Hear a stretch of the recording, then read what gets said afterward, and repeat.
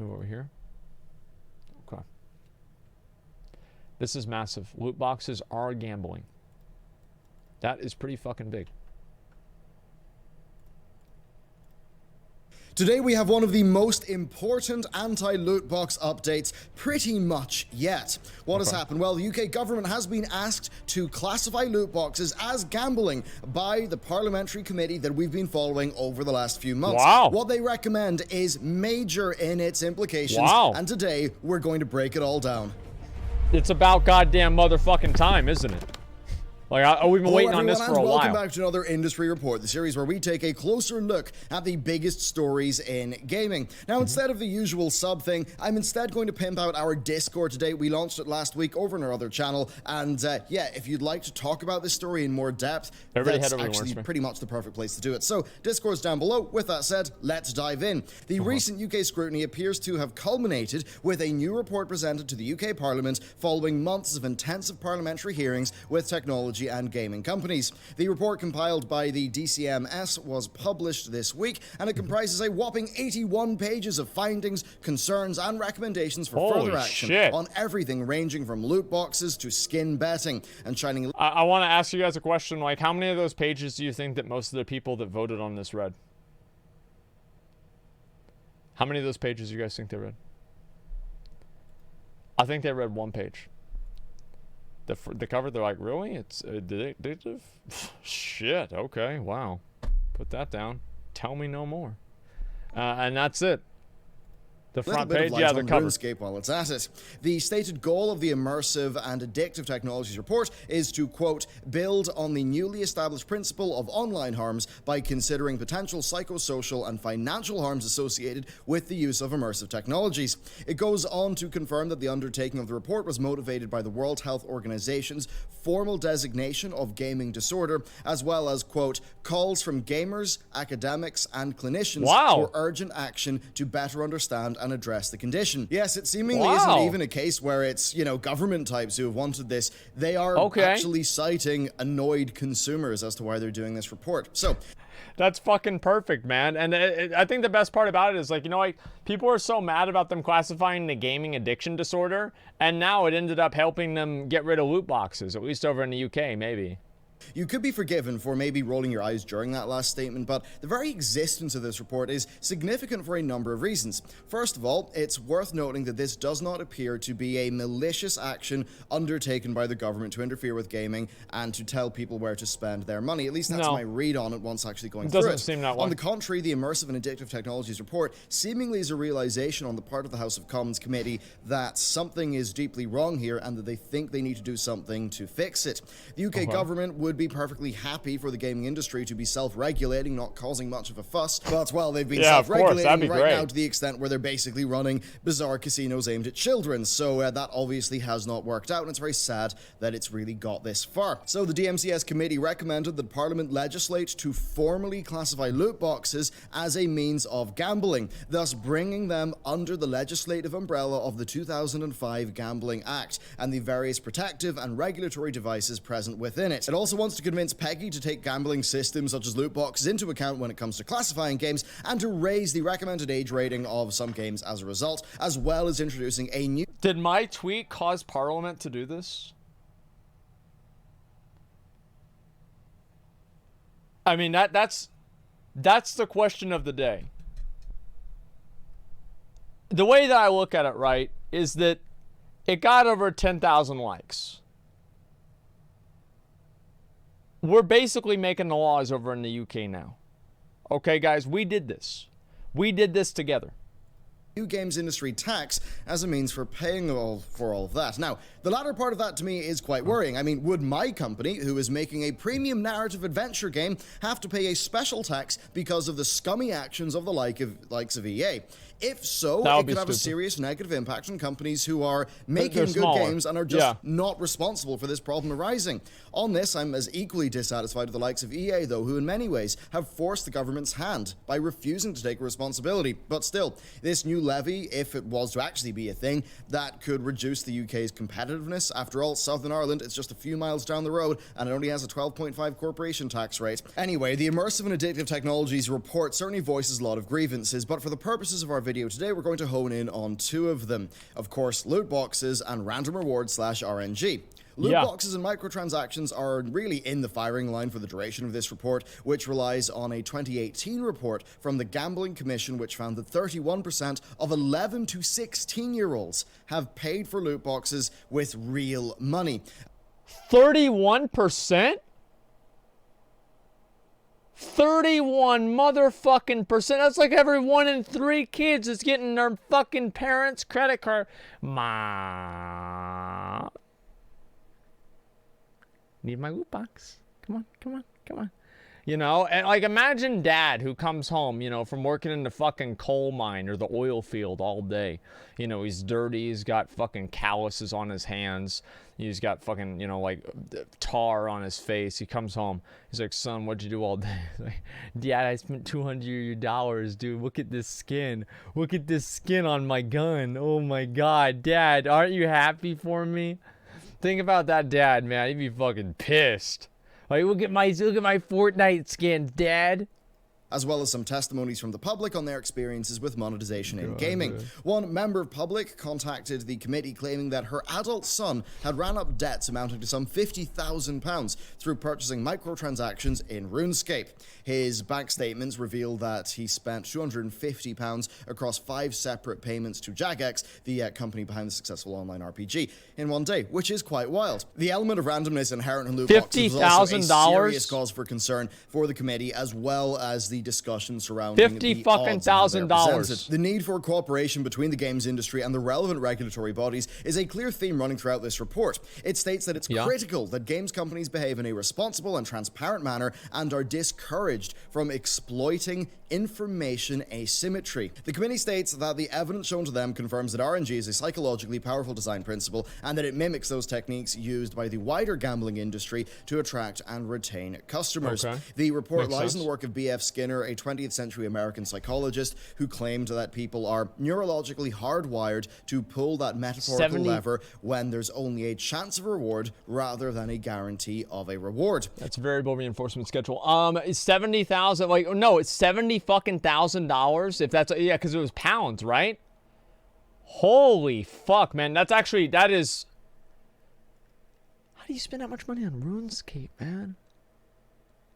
At least spend it on WoW or something like. Why do you spend on RuneScape, dude?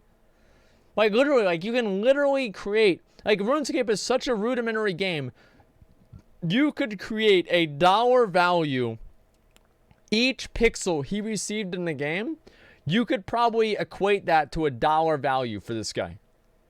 That's how bad the graphics are in that game. And like you could literally narrow it down to the pixels that he has bought. This report emphasizes that while some games reveal the content of a loot box to the player before they decide whether or not to purchase it, that the contents of loot boxes are typically unknown at the point of purchase. Now, of course, Rocket League is one such game that has moved away from randomized rewards inside its loot crates. Since developer Psyonix was acquired by Epic Games, the decision was made to tell the player what would be in each loot box, whereas previously everything was randomized. Now, this decision reflects an earlier move made by Epic in Fortnite Save the World mode, where the daily loot box was updated to reveal its exact contents, and they also had a number of measures to prevent basically binge purchases of like 40 at once.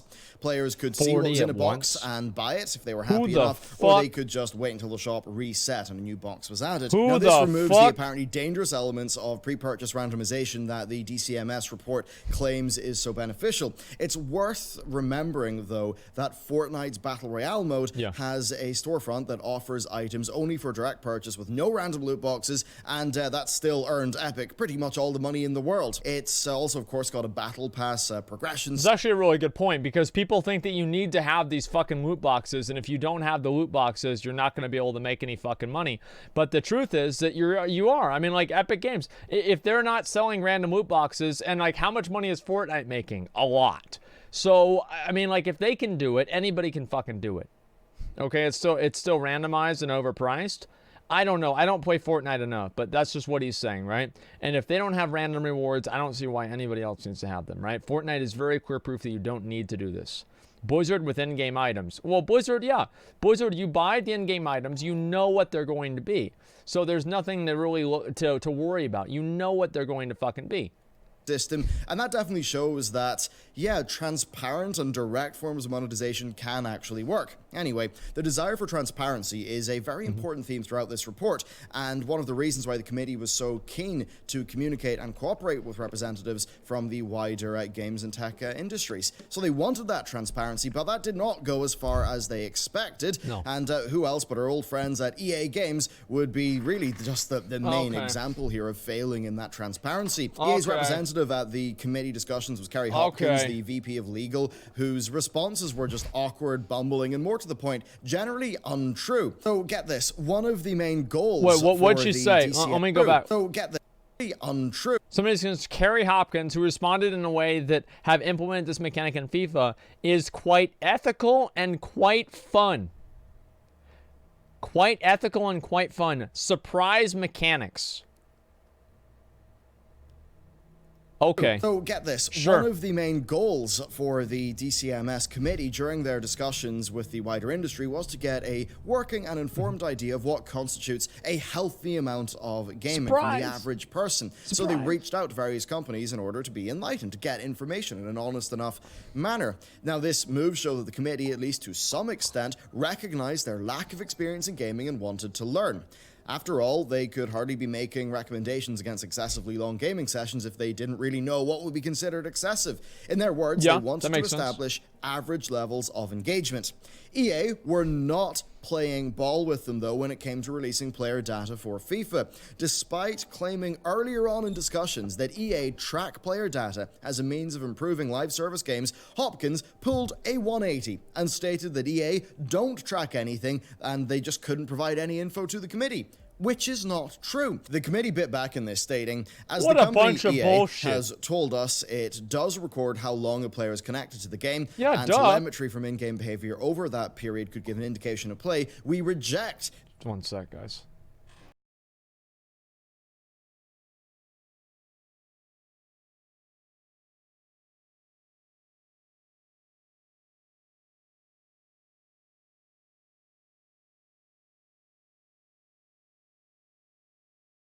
Sorry about that. We're back. We're good.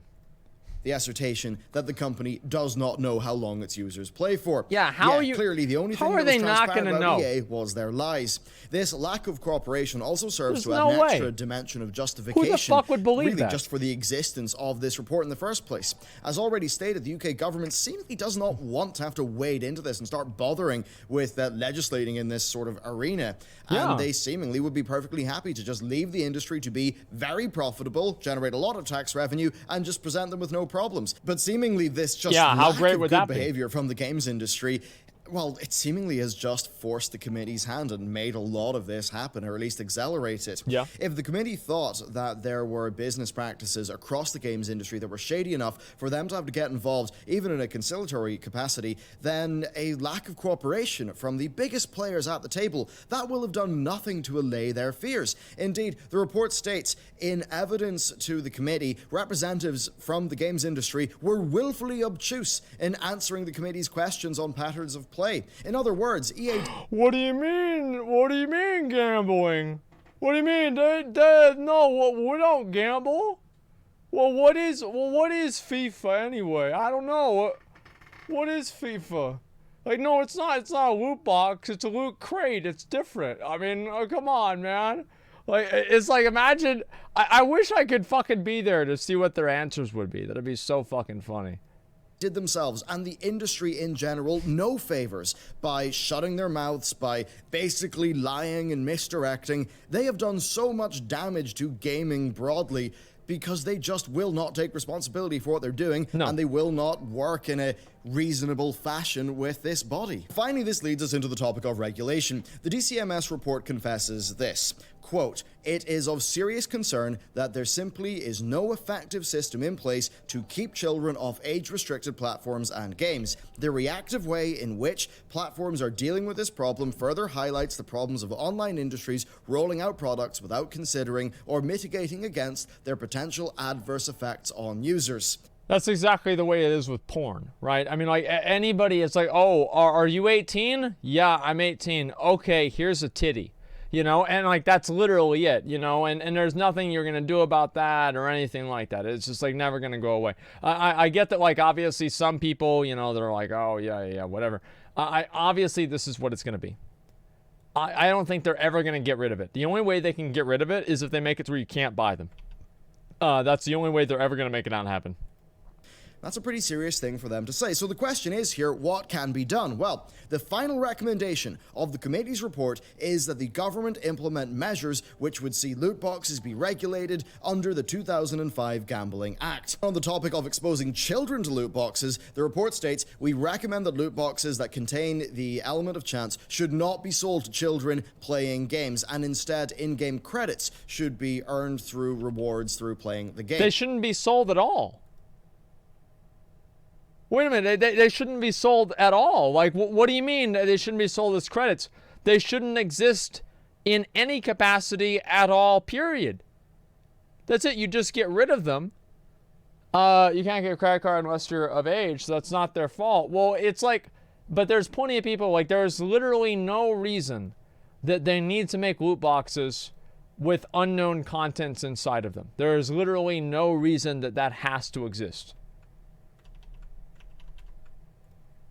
So fairly reasonable in what they would want, and reasonable that children are not exposed to loot boxes. Then the report does also recognize that loot boxes and microtransactions can be integral parts of a game's revenue stream, so they recommend that PEGI incorporate gambling into its classification system and adjust their age ratings accordingly. So to wrap this up, even though the Immersive and Addictive Technologies report is essentially just a series of recommendations based on relatively informal discussions with select representatives of the games industry, it does just show how much difficulty the government would have in legislating here. Two of the final sweeping recommendations of the report essentially amount to handing responsibility for regulating video games over to the Gambling Commission and to PEGI.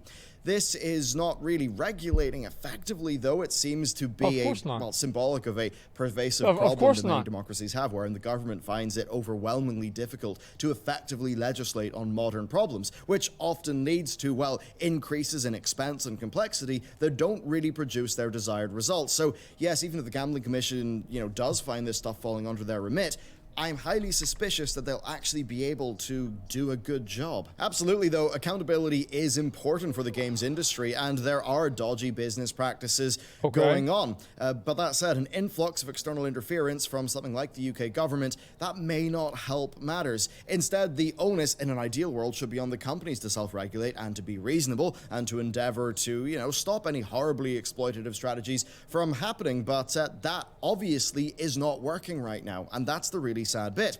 Consumer backlash will do a lot to dissuade bad behavior too, and it does appear that people are more willing to be outspoken in the face of dodgier decisions these days, and I think that is a good thing. It does seem like ideas such as morality and ethics in the games industry, it seems like they went out the window ages ago, but nobody cares about morality or ethics, okay? The only reason that companies ever say or pretend that they care about that kind of stuff is to make people happy. They're like, oh yeah, they care about us. They only care about money, okay? And the only way it's ever going to stop is if the government tells them to stop. That is the only way anything is ever going to make even the slightest bit of a difference. They seem to be coming back. People seem to just not be happy about a lot of this gambling-like stuff, and that certainly is a good thing. However, I don't want to leave you in too much of a happy note, though. It's time to be just a little bit dismal. Because sure, it's great seeing skeptical consumers and, everyone who's watching channels like mine. That's really good, especially in a world where, culture is almost being replaced with intellectual property and people are just fanboying over things all the time. But here's the thing. Most of these business models are predicated upon the majority of players not paying. So I have a rather dismal outlook on it. A lot of these loot box models, they're based in whaling. 90% of the players don't don't even have to click anywhere near the loot boxes for them to be profitable, because they are inherently designed to be profitable off a tiny number of players. And that's really what makes me worry that the consumer backlash won't be enough to get the industry to self-regulate, because, yeah, the industry is going to look at all of the backlashing consumers and think, yeah, well, they're not the people who are buying the loot boxes anyway, so yeah, why should we? Who cares about the backlash? Like, fuck that. Who cares? If people are buying them and you're making money, that's the only thing that really matters. Like, that's the way that they look at it. I can guarantee it.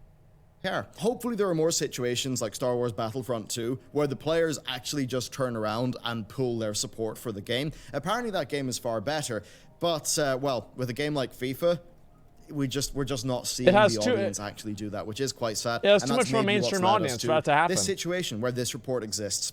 Overall, I'd love to hear what you think should be done. What is your opinion on regulation? I'd love to hear down below. And if you'd like to discuss this further in a place that's a bit better than the YouTube comments, be sure to hit up our new Discord. It's a very shiny place, and I recommend it highly. Anyway, thank you very much for watching, and I'll see you next time. This is great. Obviously, it's good. I'm very happy they're making this change, and hopefully, this is going to be a, a step in the right direction. Now, will it be a step in the right direction? We'll see. Now, I've changed my perspective on this a little bit. I used to be pretty okay with loot boxes being random, like randomized loot boxes, as long as it was in a free game. But now, I guess I kind of just look at it more like gambling in general. And if I think that it's just gambling in general, why the fuck would I be okay with that, regardless of the context? There's no reason for it. Let's go do this, guys. By the way, since these are all dead, let's go do the Eye of Shadow. Actually, let's go down to the middle. We'll go all the way down to the back, and then we'll do Eyes of Shadow.